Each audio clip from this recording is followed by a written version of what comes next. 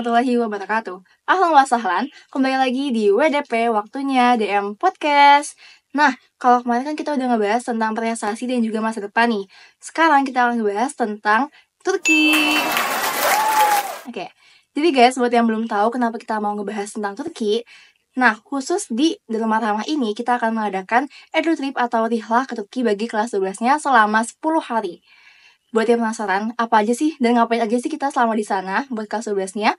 Selanjutnya kita akan next sharing-sharing sama Kak Fira. Ya, kita next sharing-sharing sama Kak Fira. Halo Kak Fira. Halo. Kita ketemu lagi di sini tapi dengan topik yang beda ya. Oh iya. Ya.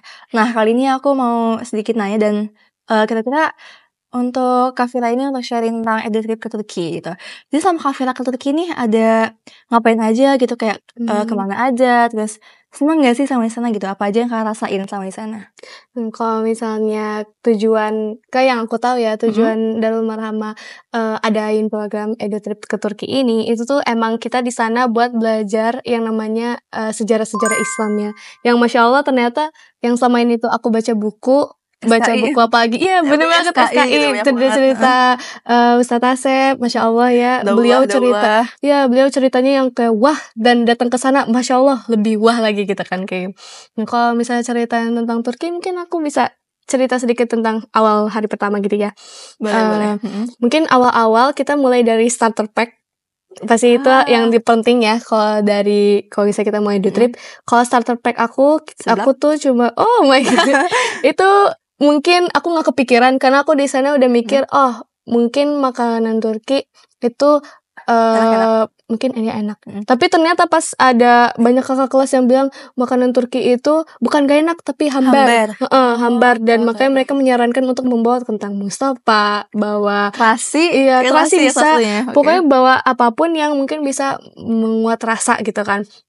Jadinya akhirnya selain bawa baju, aku tuh di koper tuh bawa yang namanya kentang Mustafa, bawa bawang goreng, bawa mie gelas, bawa mie tuh kayak wajib deh karena kalau di tengah malam lapar, kalau kata kakak aku tuh itu wajib banget gitu kan. Jadi akhirnya aku bawa dan aku ternyata sampai ke sana cuma bawa satu koper, terus bawa ransel buat ditaruh di kabin sama taruh tas kecil.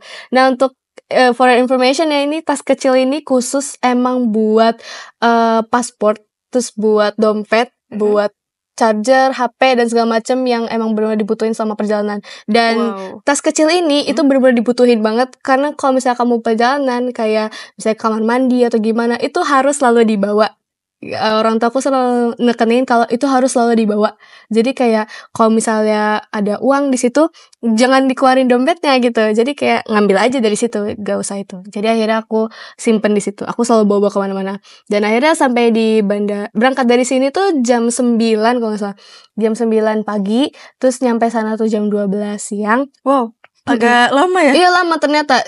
Sebenarnya dibilang macet enggak sih, enggak terlalu. Tapi emang perjalanan dari DM ke bandara aja itu udah cukup lama ya gitu. Banget. Nah, pagi kalau macet, alhamdulillah sih enggak ya. Jakarta. Dan di sana Jakarta tuh ya penuh dengan macet. Siang. Apalagi siang. Tapi alhamdulillah kayaknya enggak terlalu rame. Karena seingat aku kalau misalnya Jakarta tuh pasti ramenya tuh malam dan pagi. Jadi kalau siang tuh biasanya sepi. Jadi pas datang sana alhamdulillah sepi gitu. Dan jam kerja ya bisa kalau ramai gitu ya. Iya.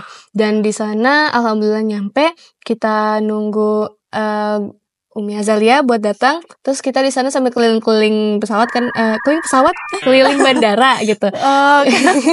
Udah langsung pesawat aja, udah ngebet ini ya pesawat gitu. Itu juga beberapa temen aku sama aku juga pertama kali ke pesawat, jadi kita kayak orang norak gitu dari sana. Tapi kita berusaha untuk tidak terlalu norak. Jadi kita nanya sama teman-teman yang udah pernah ke bandara, kita harus gimana. Terus ternyata udah kalian masuk aja, kita jajan dulu gitu. Terus ya udah kita jajan sambil nunggu. Yang kita kira ternyata penerbangan tuh jam 4 sore, sekitar 4.5. Ternyata di delay 2 jam, kita harus berangkat jam 7 malam. Itu di delay. Itu bayangin kita jauh dari jam bener banget. Dari jam 12 siang sampai jam 7 malam itu. Selama boring itu banget banget. Kita kayak di sana cuma main HP, ngobrol sama temen, jajan, dan itu pun ya udah gitu doang, kayak ngapain ya gitu, nungguin kapan berangkat pakai gitu. ada HP kan ya pastinya. Iya bener banget. Untungnya ada HP. Aku kebayang kalau misalnya ibarat nggak bawa HP, terus kita kayak nungguin di jam 12 sampai jam 7 malam, kita harus ngapain? Iya nggak Pasti kebayang boring sih. Tapi alhamdulillah setelah jam 7 malam itu kita akhirnya bisa langsung ke pesawat gitu kan, melalui imigrasi terus dan segala macam, terus akhirnya kita naik pesawat. Nah di situ ternyata kita nggak langsung ke Turki, kita langsung transit ke Abu Dhabi.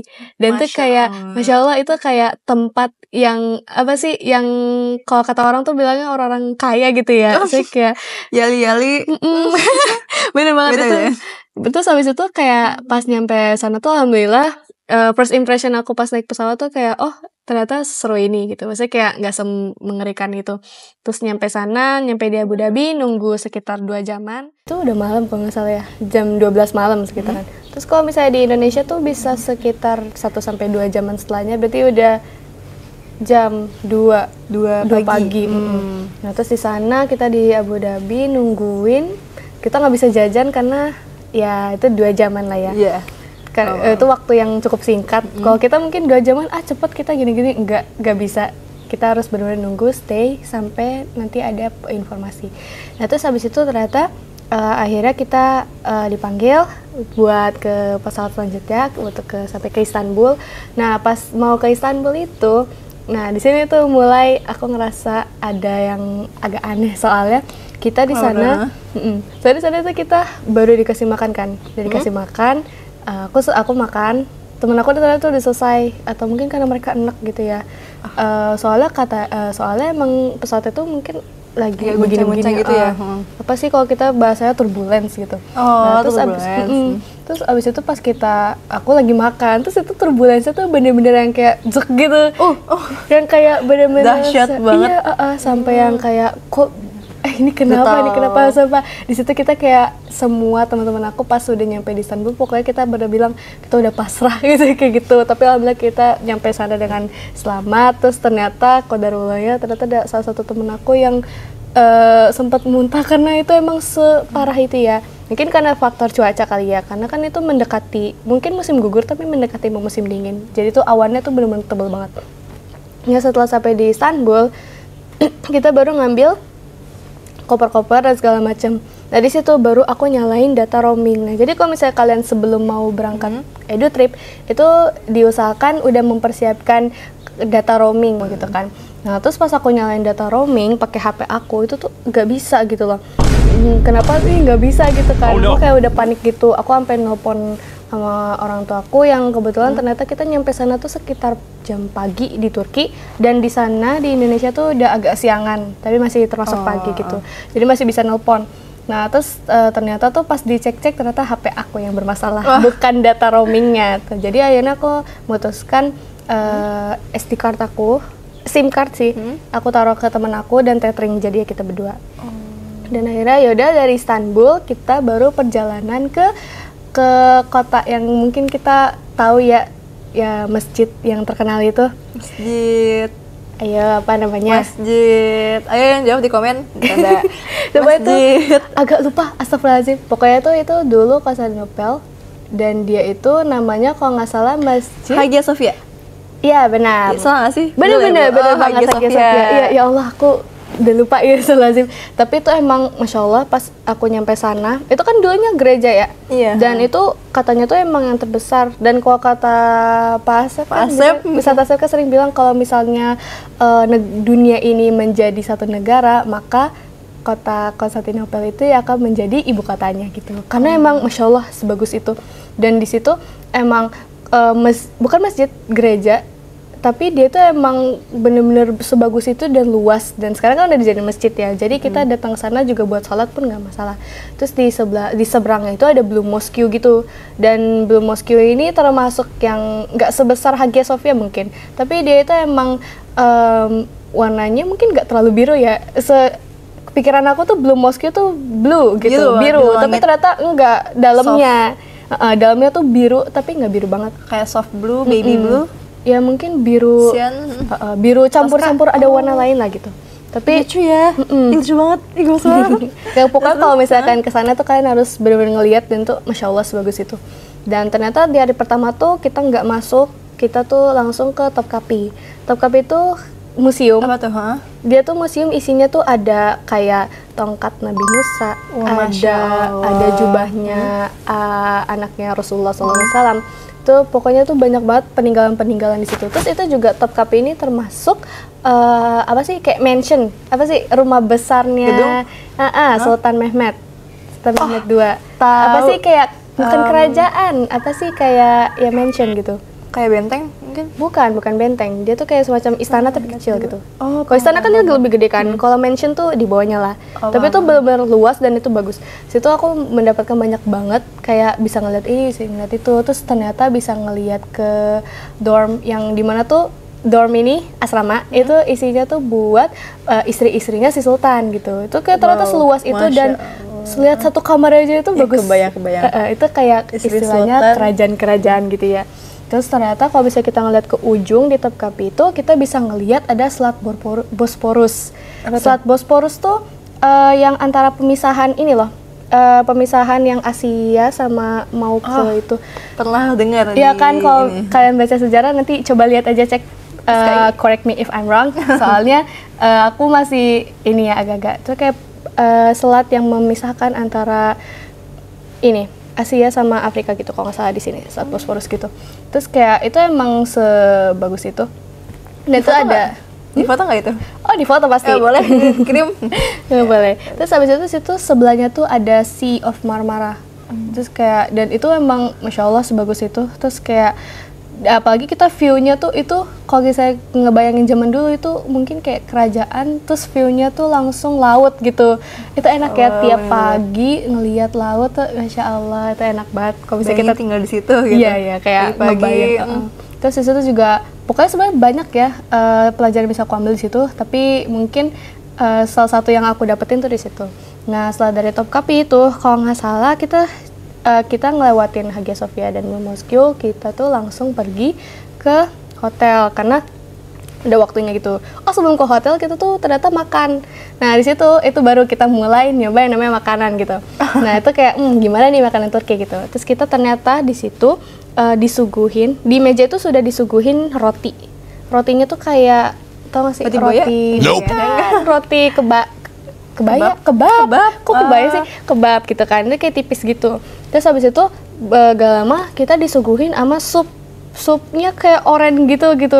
Terus kayak kalau dengar dari kakak kelas tahun lalu, katanya tuh ada sup yang rasanya tuh kayak mint, dan sebagian besar orang Indo tuh kurang suka gitu.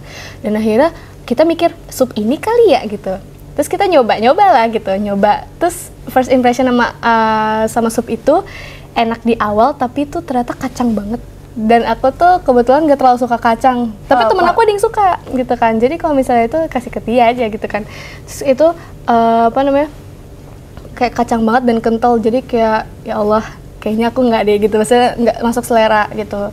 Mungkin itu ada makanan biasa buat orang Turki. Terus di sana kita dapat ayam, dan tuh ayamnya tuh gede-gede, bisa dapat 4 kali ya satu porsi gitu. Wah, iya, itu bener-bener kekenyangan. Itu bener yang kayak satu full paha, dada, sayap, kayak kecil-kecil gitu, isinya full daging. kayak chicken wings. Iya, tapi isinya full daging gitu kan. Terus kayak itu kayak bener-bener kenyang. Sampai temen aku tuh kayak saking kenyangnya dia tuh simpen di tempat gelas plastik yang udah habis airnya, terus dia masukin gitu. Iya, terus dia bawa pulang gitu kan.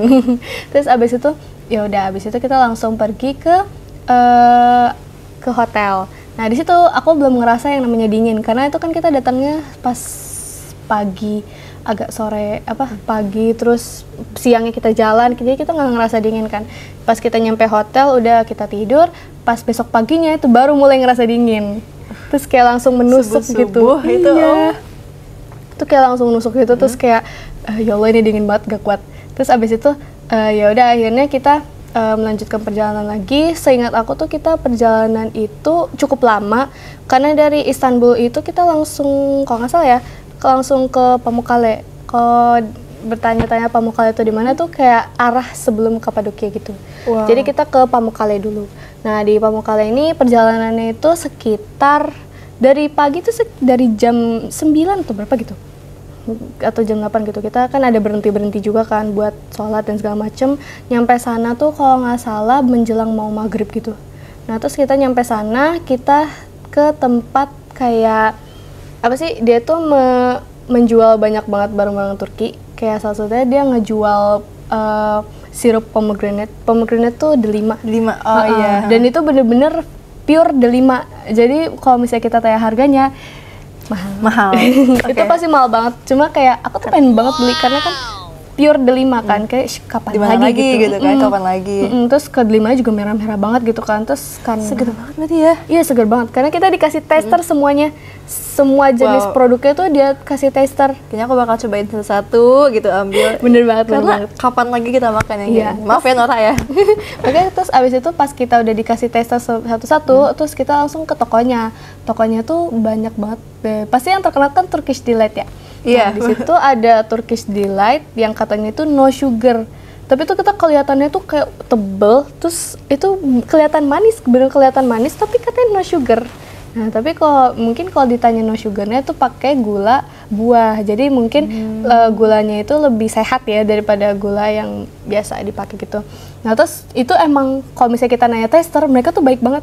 Ngasih. Orang Turki tuh kalau misalnya ngasih tester tuh gak ngira-ngira, langsung ngasihnya segepok gitu kayak gitu. Takut bablas nih satu kotak Iya, gitu. kita kayak malah nyoba satu-satu itu malah udah keburu kenyang gitu. Tapi emang tuh enak banget dan pasti ya pricey ya, misalnya kayak lagi Kebayang. mahal. Tapi emang kalau misalnya kalian mau beli buat oleh-oleh itu cocok, maksudnya worth it. Harga ada kualitas gitu ya. Jadi kayak karena no sugar ya mahal dikit lah nggak apa-apa gitu. Aku aja beli setengah kilo pun udah cukup gitu. Nah terus abis itu akhirnya aku beli di situ, beli Turkish Delight bersama teman. Terus teman-teman aku juga banyak yang beli, banyak deh pokoknya di situ ya banyak. Terus kita balik lagi ke hotel. Terus abis itu besok paginya kita langsung pergi ke Kapadokia. Oh yang balon-balon? Iya bener banget. Oh my god, Pokoknya asik tuh banget.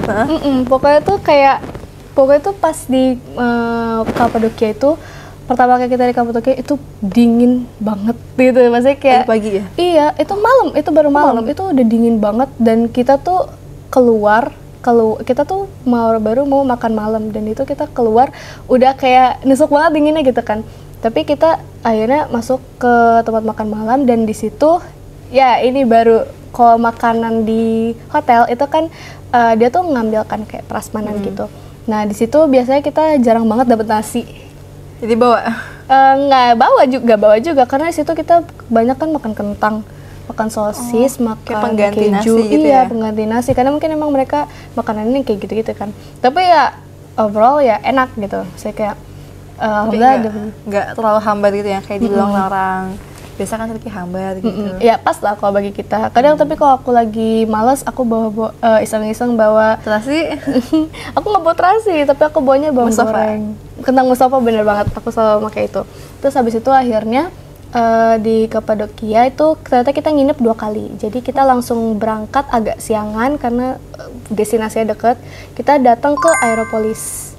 Aeropolis tuh kayak tempat kayak ke pesawat? Bukan, kayak Yunani gitulah pokoknya, Roman. Apa tuh isinya? Itu tuh isinya patung-patung mungkin? kayak peninggalan-peninggalan kayak, tau gak sih kalau misalnya bangsa-bangsa Yunani, itu kan kayak ada identiknya tuh sama Dewa-dewa. ini kan, iya yang dewa-dewa gitu. Nah di situ kita kayak dijelasin gitulah banyak gitu.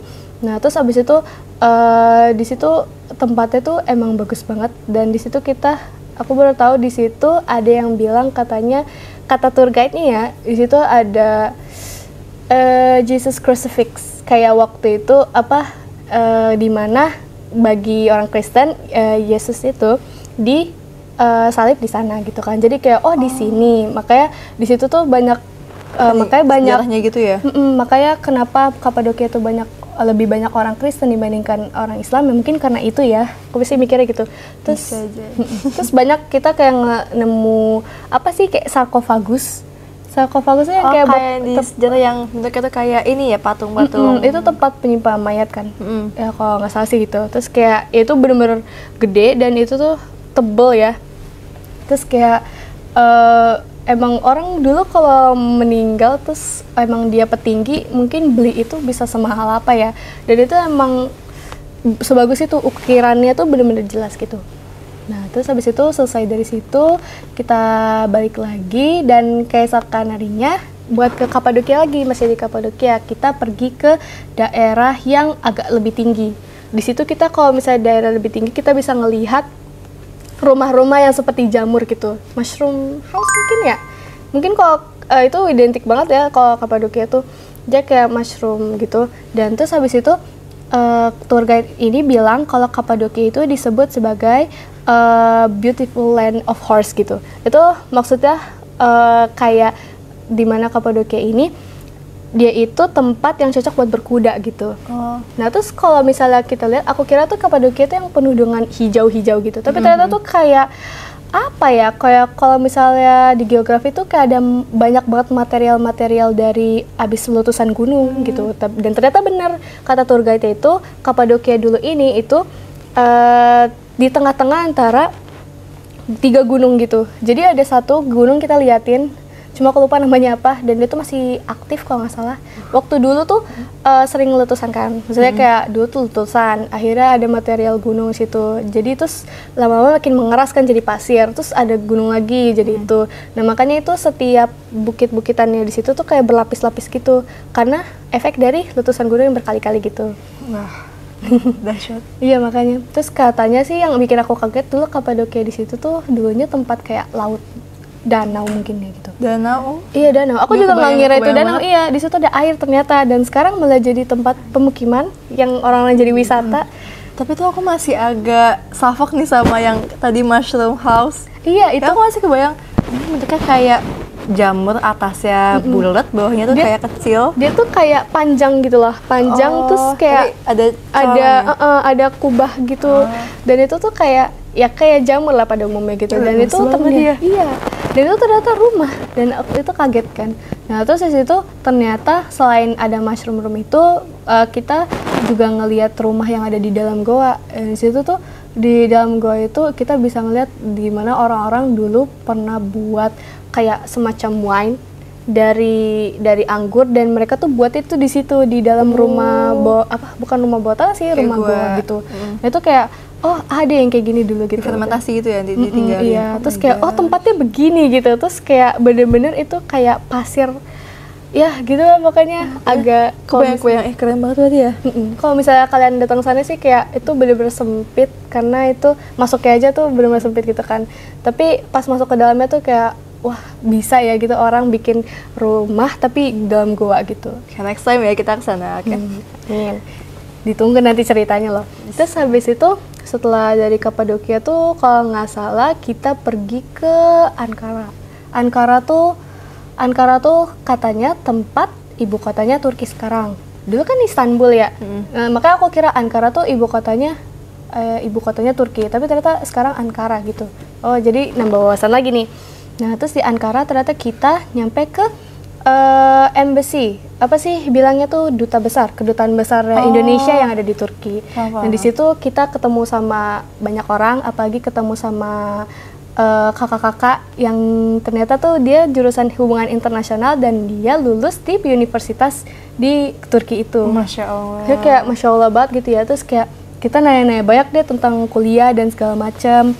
Terus kayak pokoknya kita nanya banyak di situ, dan dia dengan senang hati gitu ngasih, kalau misalnya kamu nyari beasiswa tuh nanti cek di sini ya, cek di sini. Nanti kalau misalnya ini ntar gini-gini aja. Terus kayak sebaik itu kakaknya. Nah terus diceritain dan dijelaskan tentang Indonesia kontribusinya di Turki gimana gitu. Tuh dijelasin Turki saat ini tuh gimana. Nah pokoknya kayak banyak banget informasi yang kita dapat, dan Masya Allah kayak Turki tuh semaju itu dibandingkan Indonesia ya. Mungkin siapa tahu nih dari omongan kita yang begini, mungkin ada salah satu dari kita yang mungkin menjadi penggerak Indonesia buat maju ya. Amin.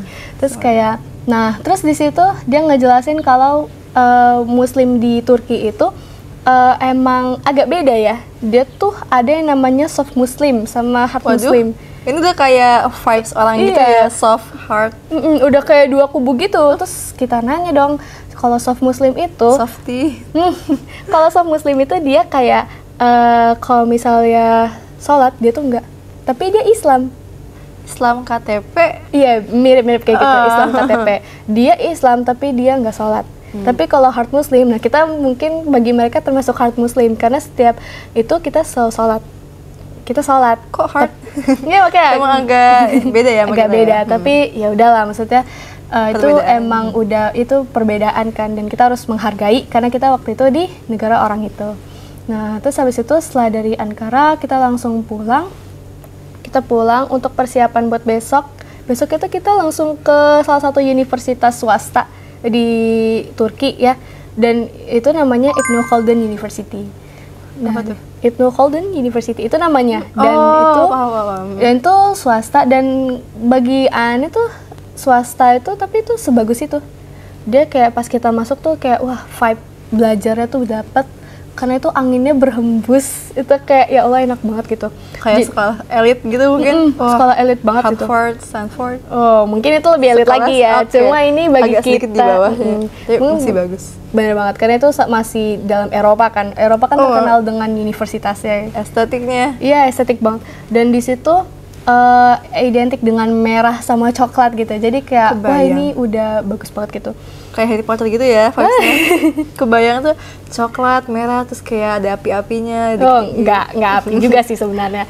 Terus abis itu kalau misalnya kita datang itu setiap fakultas tuh bagus-bagus.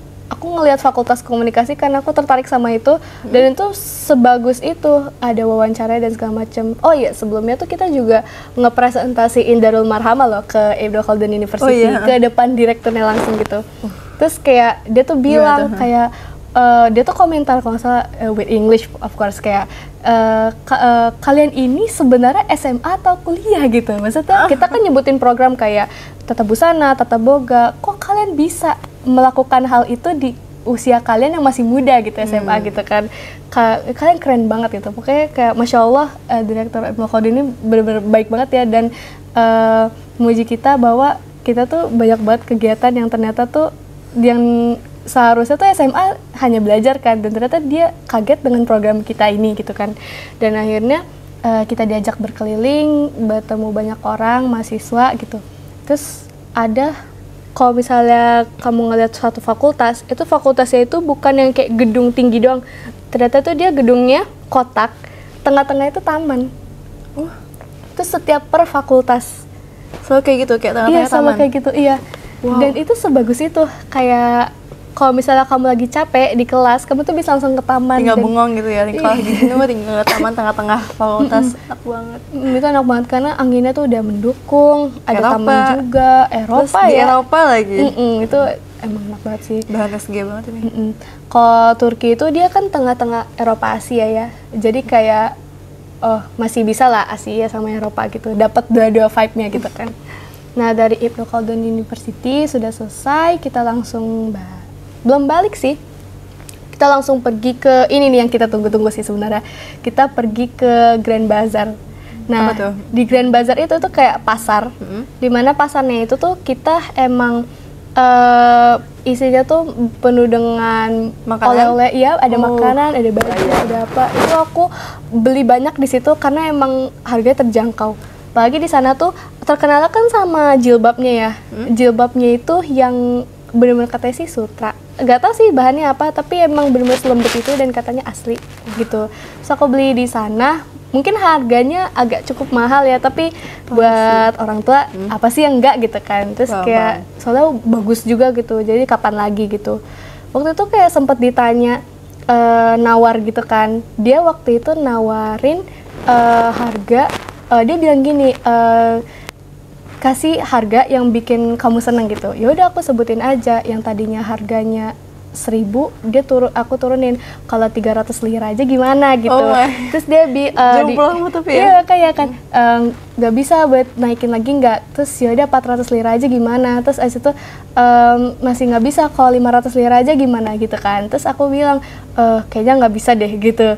Terus ya udah dia aku beli satu aja gitu. Terus ternyata karena dia tahu aku cuma beli satu, akhirnya tuh tukang jualan ini dia langsung nurunin 400 lira. Jadi aku dapat dua-duanya. Karena sebaik itu ya, Masya Allah. Teknik marketing tapi ya. Emang di sana Turki tuh apa ya, orang-orangnya tuh udah baik, terus mereka tuh bisa kenal kita tuh orang mana, kayak ditanya, tapi kita kadang sering ditanya Malaysia ya, kayak Malaysia, no Indonesia gitu.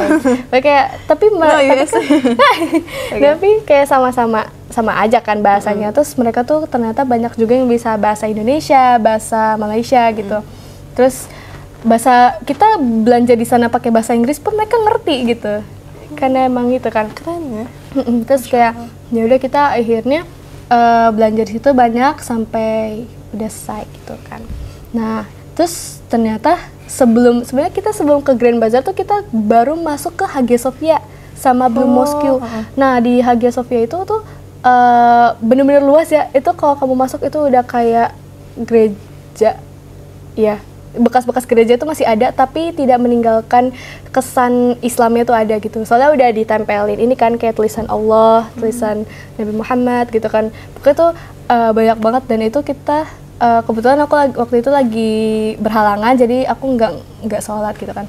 Jadi ngeliatin orang-orang sholat di situ terus kayak Masya Allah gitu, ini tempatnya adem banget dan itu bener-bener kayak sejarah banget gitu. Vibes-nya tuh ada gitu, sejarah SKI di sini. Iya bener banget, jadi kayak kalau misalnya itu ini nyambung sama cerita SKI-nya dari Ustadz Asep. Jadi kayak Masya Allah Pak, saya di sini ngelihat gitu Masya Allah gitu. Kayak berasa hidup di buku SKI gitu.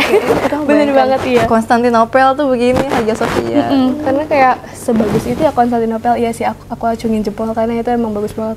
Nah terus kita mulai ke hari terakhir sih sebenarnya. Hari terakhir kita ternyata alhamdulillah belanja lagi. Tapi sebelum belanja tuh kita naik yang namanya kapal laut gitu. Jadi kita nyewa satu kapal dan itu tuh khusus satu angkatan kita doang. Seru banget. Iya, aku kira tuh private gitu ya maksudnya? Iya, aku kira tuh itu buat satu terus ada orang lain. Ternyata tuh satu kapal tuh satu angkatan gitu. Dan itu bener-bener luas kan, terus kayak kok bisa gitu. Terus ya udah kita naik aja kan. Terus seru, kita ngelewatin Selat Bosporus sampai tuh ujung, sampai ke jembatan yang memisahkan Eropa sama Asia kalau nggak salah. Nggak ada. Tapi nanti dicek aja sih sebenarnya. Terus kayak itu kita tuh di depan, aku tuh berdiri di depan dan itu anginnya tuh langsung dek gitu. Itu dingin banget dan itu kayak, tapi aku nggak ngerasa masuk angin. Jadi aku duduk di situ, pas pulang aku nggak masuk angin, alhamdulillah nggak kan gitu. Terus kayak ya Allah ini enak banget. Terus kalau kamu misalnya ngelihat di laut itu tuh banyak banget ubur-ubur. Tuh yang kita kira tuh itu apaan gitu kan, plastik kali gitu kan. Dia kira itu plastik karena kita kan orang Indo, ngiranya tuh plastik gitu kan. Terus aku gini, masa iya plastik putih sebanyak itu, sepanjang perjalanan tuh putih-putih semua gitu. Terus kayak apaan sih tuh ubur-ubur gitu kan. Terus beneran ternyata itu ubur-ubur dan terus banyak itu. Diambil nggak? Enggak lah, nanti disengat. Pokoknya itu kayak banyak banget kan. Akhirnya setelah kita selesai naik kapal, kita baru ke Spicy Market. Nah, Spicy Market itu mirip-mirip Grand Bazaar, cuma ternyata Spicy Market jauh lebih murah. Dan di situ aku mulai, di situ pas ke Spicy Market aku mulai merasa nyesel kenapa aku nggak beli di sini, tapi gak apa-apa karena di situ enak-enak juga kan. Nah, udah selesai beli, kita juga habis itu ke LC Waikiki.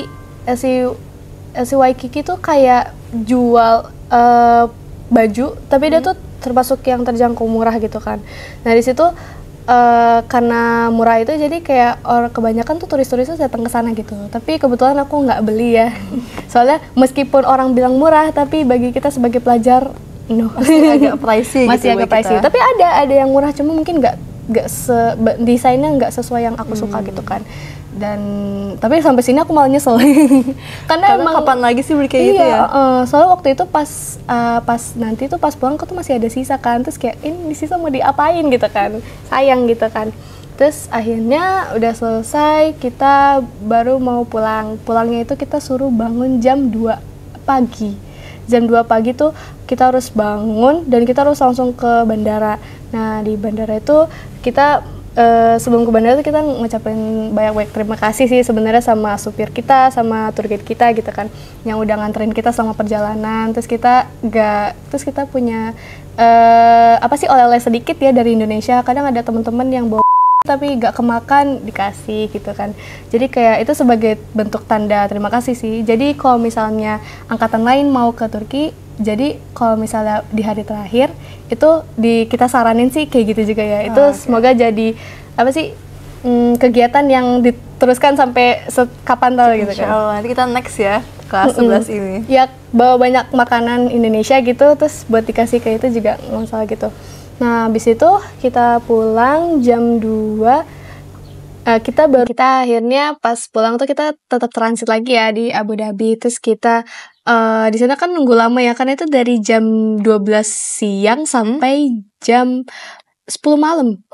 Dahsyat, lebih jomplang ya sekarang. Iya, lebih lama sekarang. Terus kayak ya udah kita di sana makan aja biasa gitu kan, beli makanan. Nah, kalau misalnya kita punya masih ada sisa uang lira, itu bisa langsung ditukerin aja ke money changer. Tukerin dirham gitu. Lumayan tuh. Lumayan lah. Terus ya udah tukerin, terus alhamdulillah bisa dapet coklat Dubai yang di sana. Jadi kayak dapet nih dua-duanya gitu. Dapet Turki, dapet Dubai gitu kan. Tapi itu agak pricing nggak harganya? Lumayan lebih pricey-an Dubai karena itu di bandara kan posisinya. Apalagi di bandara. Bandara tuh udah mahal banget itu. Tapi ya udahlah, maksudnya akhirnya ada yang terjangkau gitu. Nah, habis itu setelah jam 10 kita pulang, alhamdulillah nyampe dengan selamat sekitar jam 10 pagi di Indonesia kayak gitu. Masya Allah. Jadi mungkin kalau misalnya ditanya gimana sih kesan di Turki itu, aku sih salut sama nasionalismenya ya, apalagi mereka kan ini kan nasionalisme terkenal dengan presiden mereka Atatürk sebagai Bapak Republik Turki gitu kan. Karena waktu itu ke museum Atatürknya itu, di situ setiap 1 jam tuh ada yang namanya seremonial. Jadi setiap 1 jam itu akan ada, bukan sirine, kayak bell atau ya semacam itulah ya, dan itu berlaku selama 1 menit. Dan dalam 1 menit itu ketika kita mendengar suara itu, posisi kita tuh harus diem. Dan itu benar, semua orang yang ada di sana tuh harus diem. Jadi kayak nge-freeze. Iya, nge-freeze kayak mannequin challenge 1 negara gitu. Tapi kita nggak dapet yang 1 negara, karena yang 1 negara tuh di tanggal 8 November. Kebetulan kita 8 November udah pulang, jadi nggak bisa. Jadi kita dapetnya cuma yang di museumnya aja. Tapi kayak gini gambarannya. Terus ya kurang lebih kayak gitu sih. Aku salut sama rasa nasionalismenya itu. Oke, jadi kan kita udah sedikit dengar cerita tentang Kafira di Turki ya dan teman-teman ya. Nah, kalau dari aku sendiri, aku boleh gak sih minta sedikit tips and trick buat kita kelas 11 nanti yang mau nyusul gitu ke Turki. Masya Allah. Biar kayak kita pas di sana tuh gak ada yang hilang arah atau yang gak kayak orang hilang gitu, orang marah gitu. Sebenarnya kalau bilang tips and trick, kalau kata aku sih, kalau misalnya guru udah bilang ini, ya bilang aja. Maksudnya ya ikutin aja gitu. Kalian jangan jalan sendiri, jangan kemana-mana. Yang penting kalian tuh tetap dengan arahan. Terus juga kalau misalnya kalian di Turki itu, aku saranin jangan terlalu bawa barang-barang yang tidak penting, karena sebenarnya kalau misalnya kamu mau bawa buku karena takut khawatir bosan atau gimana, enggak, kamu di sana bakalan capek dan itu sibuk pasti. Kataku HP aja udah cukup kok buat buat ngehilangin kebosanan, dan itu udah kataku lebih dari cukup. Jangan terlalu bawa banyak barang karena takutnya tidak terpakai. Terus bawa makanan juga secukupnya. Terus kalau misalnya hilang itu jangan sampai hilang ya. Ya Allah, aku doain kalian semua sehat walafiat ya kan sampai sana, pulang dengan selamat juga. Dan karena kalau misalnya kalian mau pergi kemana pun itu jangan sendiri ya. Saya kayak minimal lah, paling minimal tuh 3 orang. Mungkin 2 bisa, tapi kata aku lebih saranin 3 sih sebenarnya. Karena di sana tuh meskipun dibilang kota yang Turki itu tingkat kriminalnya tuh nggak separah Indonesia, tapi kan tetap aja kan ada gitu kan, takut ada orang-orang yang kayak gitu karena kita khawatir di negeri asing gitu kan ya. Terus apalagi kalau misalnya gitu kan bukan takut barang hilang, tapi kita yang hilang. Iya, makanya takutnya. Jadi kalau kataku jangan nyoba aneh-aneh deh gitu, maksudnya stay safe.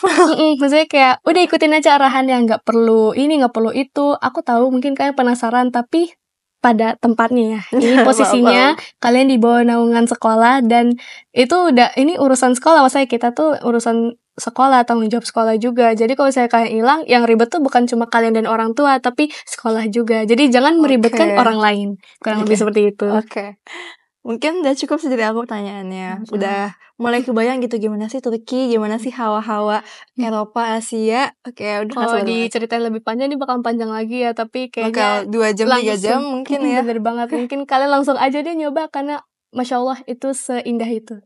aku udah ada bayangnya nih kayak gimana sih nanti Turki, kayak seru banget ya. Iya bener banget, harus coba sih sebenarnya. Gak sabar beli coklat Dubai, gak sabar beli Pashmina, Turkish salah Turkish Dubai gitu-gitu.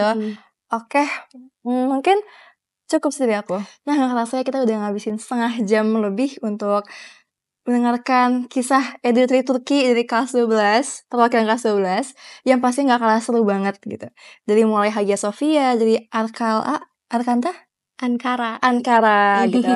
Dan juga tadi ada lihat sungai Boros. Itu Selat Bosporus. Selat Bosporus, salah semua kayaknya. Gak apa-apa, nanti kalau misalnya kamu di sana itu bakalan ada istilah-istilah yang lebih sulit. Kayaknya emang harus kesana dulu deh aku baru ngomong di sini. Dan saran aku sih mulai sekarang tingkatin bahasa Inggris, karena tour guide aja bahasa Inggris. Jadi reminders ya buat yang aku pun juga masih mini bahasa Indonesia, jadi mungkin bisa dilatih lagi biar nanti pas di sana siapa tahu bakal langsung ngomong English full sama bule-bule gitu. Iya, Masya Allah. Oke. Mungkin banyak banget pelajaran yang bisa kita ambil dari kisah-kisah Turki ini. Oke. Dari mulai segi adabnya di sana dan segi apapun pokoknya semua itu bisa kita jadiin pelajaran. Oke. Nah, teman-teman jangan lupa kunjungi kita juga di berbagai platform kayak IG, terus TikTok, dan juga YouTube pastinya ya. Jangan lupa juga tinggalkan like, subscribe, komen, dan juga follow pastinya di IG ataupun TikTok. Kita tunggu pendapat kamu dan kita juga tunggu hal-hal menarik lainnya di podcast kali ini. Aku Feli Rizky, selaku host pada podcast kali ini. Pamit undur diri. Wassalamualaikum warahmatullahi wabarakatuh. Dadah!